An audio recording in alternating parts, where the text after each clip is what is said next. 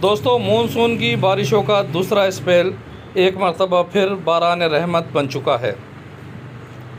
Municipal corporation ज़िला इंतज़ामिया की जानिब से रेन एमरजेंसी के हवाले से उठाए जाने वाले इक़दामात ये आपके सामने हैं। शालीमार, मीनारा रोड, जेल रोड समेत अतराफ़ की रिहायशी गलियों में पानी की ये सूरत हाल वाज़े कर रहा है कि इंतज़ामात किस तरह के हैं।